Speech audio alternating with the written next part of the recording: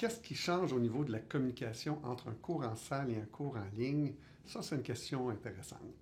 Beaucoup de professeurs vont penser qu'il y a une perte de communication directe entre la communication qui se réalise dans une communication en salle puis un cours en ligne.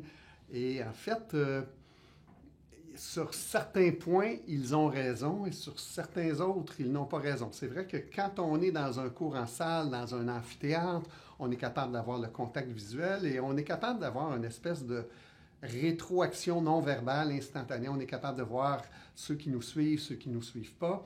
Mais il reste que c'est une communication qui reste de l'ensemble du groupe aux professeurs et les échanges individuels ont souvent lieu avec quelques personnes très précises qui vont plus s'investir dans les débats ou dans les questions.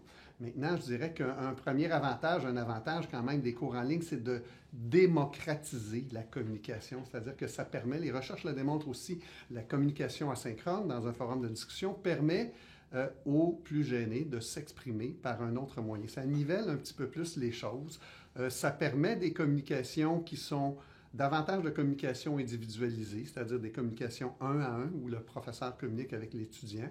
Donc, c'est moins intimidant aussi pour l'étudiant de poser une question. Ça demeure un peu intimidant quand même de poser une question publique. C'est assez bien documenté.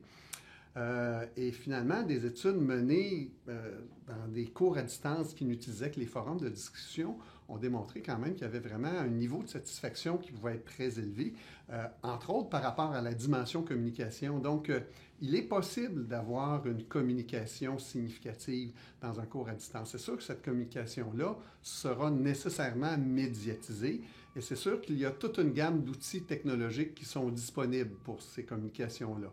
Il y a le forum de discussion, mais de plus en plus, les outils vidéo, par exemple, comme la visioconférence ou encore Skype, peuvent permettre de transmettre des indices non-verbaux puis d'avoir vraiment quelque chose qui se rapproche de la communication personne à personne.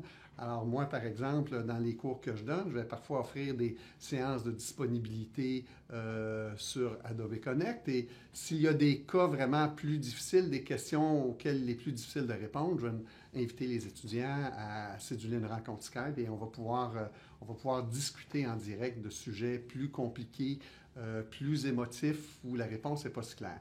Mais en même temps, de forcer l'étudiant à formuler une question claire sur un sujet précis dans un forum de discussion, c'est un exercice qui, cognitivement, peut être intéressant, peut avoir de la valeur.